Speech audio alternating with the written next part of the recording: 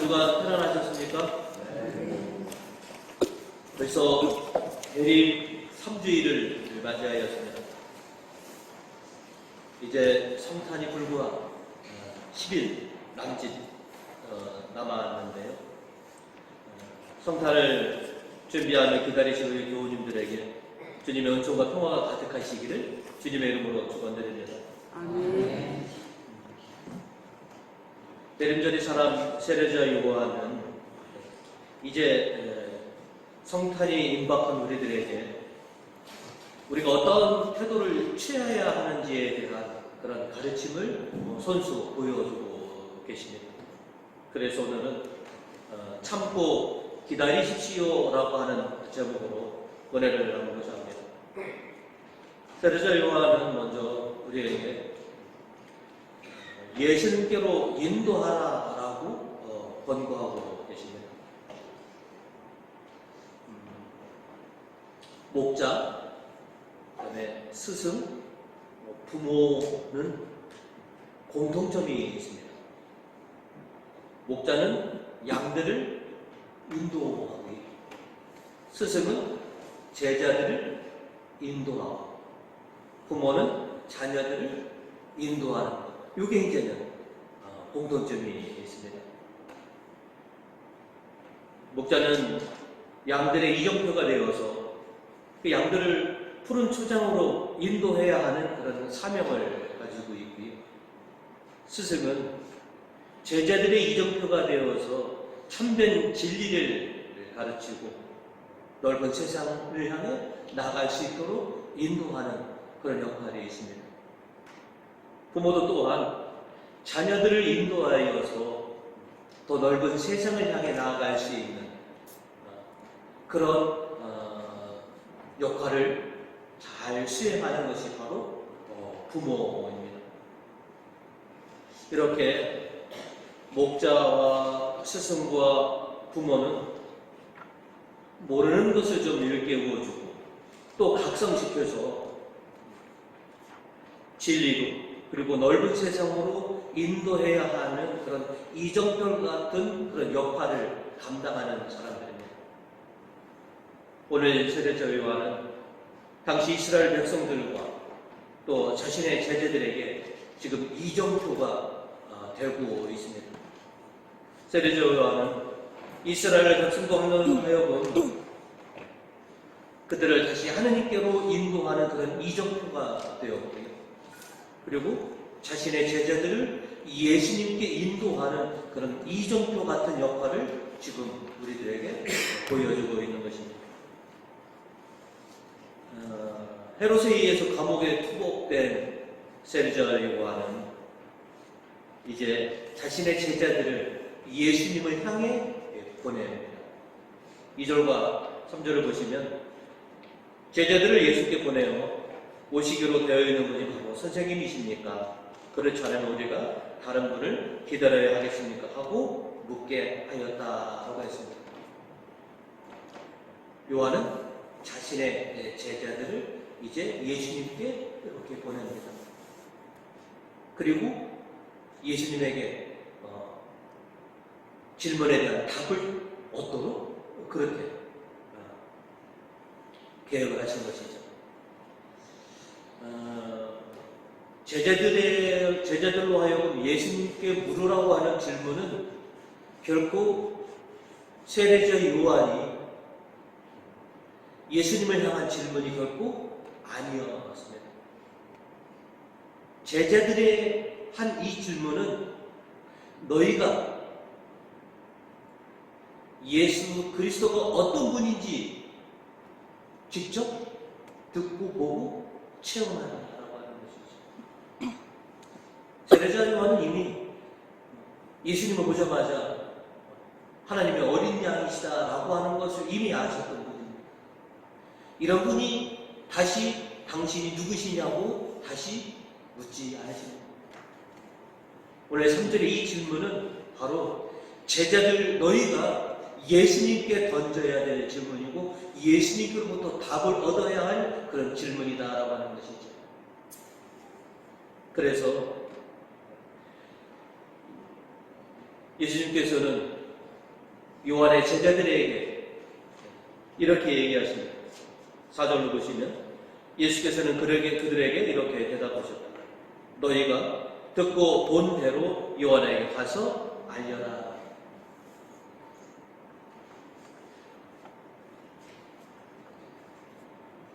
예수님은 온 이스라엘이 그렇게 애타도록 기다렸던 그리스도이심을 너희가 보고 듣고 체험하여 가서 너희의 스승에게 그렇게 알려라 하는 것이죠. 근데 이미 요한은 알고 있었던 것이죠. 다만 요한의 제자들이 이 땅에 강생하신 그리스도를 몰라보기에 요한은 자기의 제자들을 향해서 너희가 직접 예수님의 말씀을 듣고 보고 느껴서 그분이 누구이신지 너희가 정확히 알아라. 그리고 이제 너희가 그분을 믿고 그분을 따를 때이다 라고 하는 것이죠. 그래서 예수님께서는 이렇게 얘기하십니다. 내가 누구냐? 옛날 이사야 예언자가 예고해왔던 그 그리스도가 바로 당신이심을. 그래서 5절로 이렇게 얘기하는 겁니다. 소경이 보고 절름발이가 제대로 거들며 나병 환자가 깨끗해지고 귀머거리가 들으며 죽은 사람이 살아나고 가난한 사람들에게 복음이 전하여집니다. 이것이 이스라엘 백성들이 그렇게 기다렸던 메시아 시대에 일어난 일들이었고 그 일들이 지금 예수 그리스도를 통해서 지금 드러나고 있으니 너희가 보고 있는 나는 과연 누구겠느냐는 것이죠. 너희 스승은 너희를 나에게 보냈다. 이제 너희가 직접 와서 내 말을 듣고 나를 보고 느낀 결론이 뭐냐? 네 스승에게 돌아가서 뭐라고 대답할 것이냐? 예수가 정말로 그리스도이십니까? 라고 그렇게 보고할 거냐? 라고 하는 것이죠. 그러면서 요한의 제자들에게 이렇게 말합니다. 6절로 나에게 의심을 품지 않은 사람은 행복하다. 많은 분들은 왜 세례자 요한이 혹시 그리스도가 아니심을 의심하고 있는 건가? 라고 그래서 그런 질문을 하게끔 하는 거 아닌가? 라고 하는 생각을 갖는 사람들도 많습니다. 그런데 절대 그렇지 않습니다. 예수님도 왜 요한이 자신의 제자들을 당신에게 보내신지 알았기 때문에 그리고 아직도 예수님이 그리스도이심을 믿지 못하고 있는 그들에게 의심하지 마라. 네 스승 요한이 믿는 그대로 너에게 구원을 가져다 줄, 생명에 가져다 줄 그리스도가 바로 나다라고 하는 것이죠.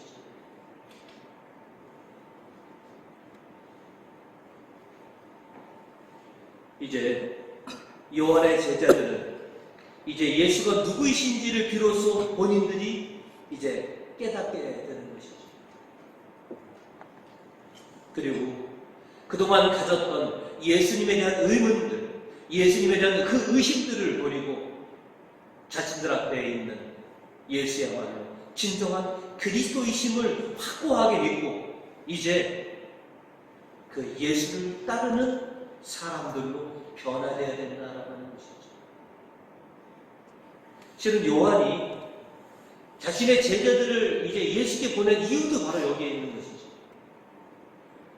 이제 자신의 때가 다 되었음을 알고 있습니다. 이제 자신만을 바라보고 그저 자신만 따라다녔던 그 제자들을 이제는 예수 그리스도를 믿고 예수 그리스도를 따라다니는 사람으로 이제 바꾸는 역할, 이것이 세례자 요한이 보였던 자신의 제자들을 예수께 인도하는 이정표 같은 역할을 세례자 요한이 지금 우리들에게 보여주고 있는 것이죠. 2000년 전 자신의 제자들을 예수님께 인도하였던 이 이정표 같은 세례자 요한의 이 일들을 2000년이 지난 지금 살아가는 우리의 가족들을, 이 세상 사람들을 예수께 인도하는 이정표 같은 역할을 해야 할 사람들이 있는데 그것이 바로 여러분과 저요. 아직도 예수 그리스도를 향해 나아가지 못하고 있는 수많은 이들에게, 그리고 살아가는 가족들에게 우리가 이정표가 되어서 그들을 예수님께로 인도해내야 되는 것, 이것이 우리가 감당해야 할 사명이고 지금 그러할 때라고 하는 것이죠. 일찍이 이 땅에 강생하신 예수 그리스도를 먼저 알고 믿었던 세례자 요한처럼 우리는 세상 사람들보다, 또 사랑하는 가족들보다 먼저 주님을 믿고 주님을 따르고 있는 자들로서 이제 우리가 그들을 인도하는 이정표가 되어야 한다라고 하는 것이죠. 오늘 세상에 있는 수많은 사람들을 누가 예수께로 인도할 것이냐, 누가 이정표가 되어서 예수께 향하는 그 길을 찾도록 누가 해줄 것이냐, 바로 먼저 주님을 믿고 또 주님을 섬기는 너희가 바로 오늘날의 세례자 요한의 그 역할을 감당해야 한다는 것이죠. 불과 이제 성탄이 열흘 남짓했는데 아직도 성탄이 저 멀리 있는 것처럼 주님께서 강생하심이 피부로 와닿지 않는 수많은 사람들을 깨워서 그들을 주님께로 인도해내야 하는 것이죠. 그저 오매골망 당신만 바라보고 당신에게 희망을 걸고 있었던 세례자 요한의 제자들, 어떻게 그들을 내가 그리스도께로 인도할 것인가? 그래서 택한 방법이 이겁니다. 너희가 내 신분을 좀 해야 돼. 가서 예수께 이런 질문을 좀 해라. 궁금해서가 아닙니다. 예수를 몰라서가 아닙니다. 이미 일찍 알고 있었습니다. 예수님을 보자마자 저기 하느님의 어린 양이 오신다라고 고백하고 그렇게 영광 돌렸던 게 바로 세례자 요한입니다. 왜 제자들에게 이런 심부름을 시켰느냐? 우매한 제자들을, 아직도 깨닫고 있지 못하는 제자들을 예수님께 인도하기 위함이었다라고 하는 것이죠. 세례자 요한이 자신의 제자들을 예수께 이렇게 인도해 주었던 것처럼 제자들의 이정표 역할을 확실하게 보여준 것처럼 오늘날 저와 여러분이 수많은 사람들의 분명한 이정표가 되어야 합니다. 이제 성탄이 임박하였으니 너희가 이제 예수님을 향해 나와야 한다라고 이렇게 우리가 인도해주고 그들을 깨우쳐줘야 한다라고 하는 것이죠. 그 역할이 목자의 역할이고 스승의 역할이고 부모의 역할인 것이죠. 참된 진리로 우리에게 생명을 주시는 예수 그리스도로 수많은 생명들을 인도해 주는 그 이정표가 되어야 한다라고 하는 것이죠. 이제 세상에 매몰되어 있는 안타까운 우리 형제 자매들을 우리가 일깨워내야 하는 것입니다. 많은 꾀를 내시고 많은 수단과 방법을 강구하셔서 어떻게 해서든지 수많은 이들로 하여금 예수님께 나올 수 있도록 우리가 그렇게 인도해 줘야 하는 것이죠. 세례자 요한은 우리들에게 강구하고 있습니다. 너희가 주님의 이정표가 되어야 한다. 수많은 사람들이 너희를 통해서 예수 그리스도로 나갈 수 있도록 그렇게 인도하는 역할을 감당해 줘야 한다. 부모가 자녀들을 잘 인도하는 것처럼 먼저 신앙으로 나온 자, 먼저 주님을 섬기고 있는 우리들이 이 세상에 많은 이들을 주님께로 인도해낼 수 있는 그런 인도자가 되시고 그런 이정표가 되시는 우리 교원들도 되시기를 주님의 이름으로 축원드립니다. 세례자 요한은 저희들에게 또 이렇게 얘기합니다. 인내심을 가지고 살아가라 라고 이렇게 권고하고 있습니다. 세르저 요한은 예수님께서 공생애를 시작하실 때까지 참고 견디어 왔습니다. 그리고 오늘 이 독서를 우리에게 전해준 야고보 사도도 초대 교인들에게 인내심을 가지고 살라고 권고해주고 있습니다. 오늘 이 독서 7절과 8절은 우리에게 이렇게 전합니다. 그러므로 형제 여러분, 주님께서 오실 때까지 참고 기다리십시오. 여러분도 참고 기다리며 마음을 굳게 하십시오. 주님께서 오실 날이 가까워 왔습니다. 참고 견디는 것. 여러분이 참 잘하시는 것 중에 하나가 뭐냐면 참고 견디시는 거죠. 여러분 지금껏 수많은 굴곡진 인생 참고 견뎌내신 것처럼 신앙도 참고 견뎌내는 거예요.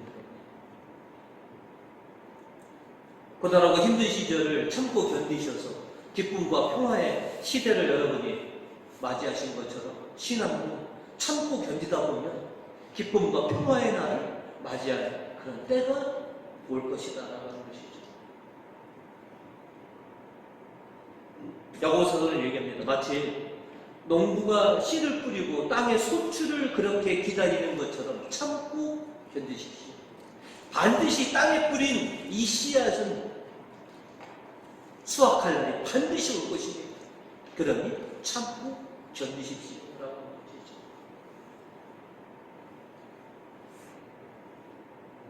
우리가 우리 가정에 복음의 씨를 뿌리고 여태까지 지금 참고 견디고 있습니다. 우리 가정이 정말로 신앙으로 활짝 필 날, 풍성한 믿음의 결실들을 얻을 날이 언제인가? 그날만을 바라보면서 지금 참고 견뎌오셨습니다. 여러분들의 가정의 소망 중에 하나가 성가정을 이루시는 거잖아요. 모든 가족들이 하느님 안에서 화목하고 하나님 섬기는 그런 가정 만들어내는 것. 그러기 위해서 수없이 믿음의 씨앗들을 우리가 펴줘냈죠. 그리고 지금껏 참고 기다리고 계셨습니다. 언젠가는 반드시 결실을 볼 날이 올 것이다 라고 하는 것이죠. 그러니 나는 언제나 이 영광을 누리고 우리 가정은 언제나 이렇게 주님 안에서 기쁨과 평화로 가득 차니 염려하지 마. 그날은 반드시 오게 된다라고 하는 것이죠. 그래서 이사야 예언자는 오늘 3절과 4절로 우리에게 이렇게 얘기합니다. 늘어진 두 팔에 힘을 줘라. 휘청거리는 두 무릎을 꼿꼿이 세워라. 다시 힘을 내라. 반드시 하나님께서는 뿌린 것이 있으면 거둬들이게 될 것입니다. 우리가 지금껏 뿌렸던 씨앗들 반드시 거둘 때가 있으니까 다시 좀 힘을 좀 내요. 언제나 의기소침하지 말고 자포자기하지 말고 중단하지 말고 다시 힘을 내어라. 그렇게 권면하고 있는 것이죠. 4절부터 이렇게 얘기합니다. 겁에 질린 자들을 격려하여 용기를 내어 무서워하지 마라. 너희 하나님께서 원수를 갚으러 오신다. 하나님께서 오시어 보복하시고 너희를 구원하신다.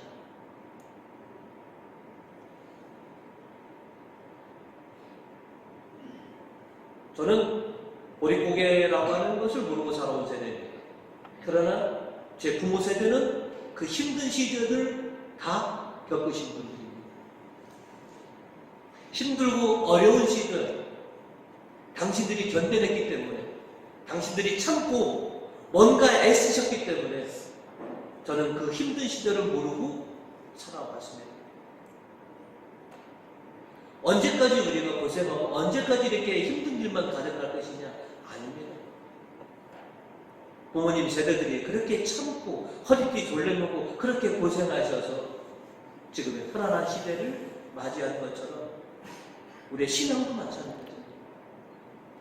언제까지 나 홀로 이렇게 외로이 고군분투하면서 우리 가정에 신앙의 횃불을 밝힐 것입니다.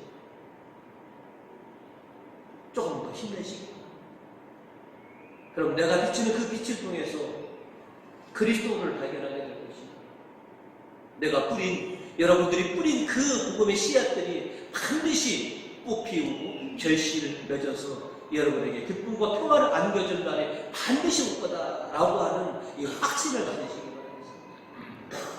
주님은 분명히 우리를 위해서 그렇게 해주실 분이시라는 것을 믿고 있습니다.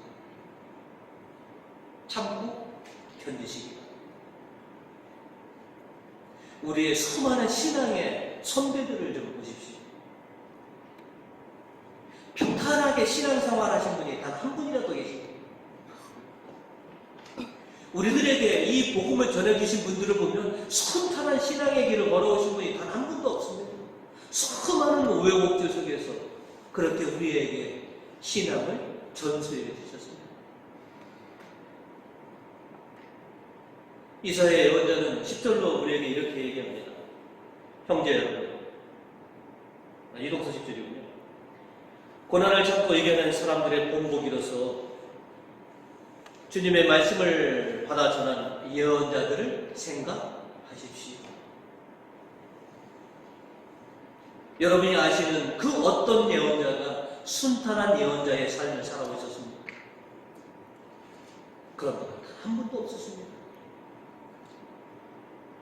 믿음으로 참고 견뎌서 결국은 하나님의 뜻을 성취해내신 분들이 바로 예언자들이십니다. 이렇게 믿음으로 참고 견뎌낸 자들만이 걸어가는 길이 있습니다. 그 길을 가리켜 오늘 이사야 예언자는 성공의 길이라고 부릅니다. 거룩한 길이라고 부릅니다. 영화제 같은 데 보면 레드카펫을 이렇게 깔아주고 유명 인사들이 걸어오게 하는데 특별한 대우를 해주는 것이죠. 신앙으로 참고 견뎌온 자들이 하나님의 특별 대우를 받고 걸어올 길이 있으니 바로 그것이 바로 거룩의 길이다라고 하는 것이죠. 일독서 8절은 우리에게 이렇게 얘기합니다. 그것에 크고 정결한 길이 훤하게 트여 거룩한 길이라 불리리. 10절로 보시면 야훼께서 제자시는 사람이 이 길을 걸어 시온산으로 돌아오며 흥겨운 노래를 부르리라.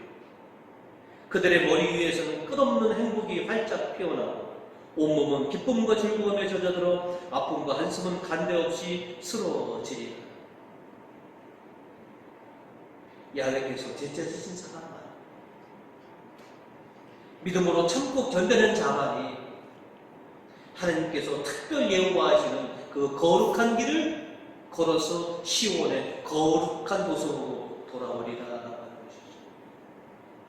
우리가 소망하고 꿈꾸는 것이 그렇습니다. 이 풍진 세상 힘들고 고단한 삶을 우리가 잘 믿음으로 견뎌내서 주님께 우리를 위해서 깔아놓으신 그 레디 커플들을 밟으면서 하나님 나라에 들어가는 그것이 우리의 꿈과 소망인 것이죠.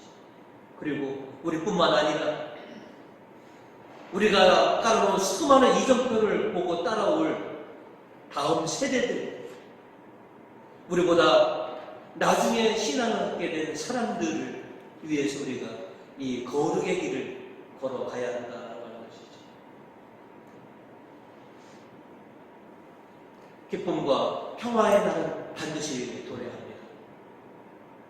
이 땅에 주님께서 강생하신 것처럼 주님께서 우리를 위해서 오시는 날이 반드시 올 것이다 라고 하는 확신이 있습니다. 그래서 우리가 지금 비록 고단하고 힘들고 또 어려운 이 풍진 세상을 살아가고 있더라도 그래서 우리는 늘 주님에게 희망을 두고 살아갑니다. 시편 5절은 우리에게 이렇게 얘기합니다. 복되어라 야곱의 하나님께 도움받을 사람, 자기 하나님께 희망 거는 사람은 참으로 복되다 라고 하는 것이죠. 여러분 지금껏 우리 하나님께 희망을 걸고 참고 견뎌오셨으니 여러분들은 분명히 복되신 분들입니다. 그 어떤 순간에도 여러분의 신앙을 잃지 않고 묵묵하게 지금 걸어오셨으니 여러분 복되실 거라는 것이지. 이제 세례자 요한이 이제 대림 3주를 맞이한 우리들에게 이야기합니다.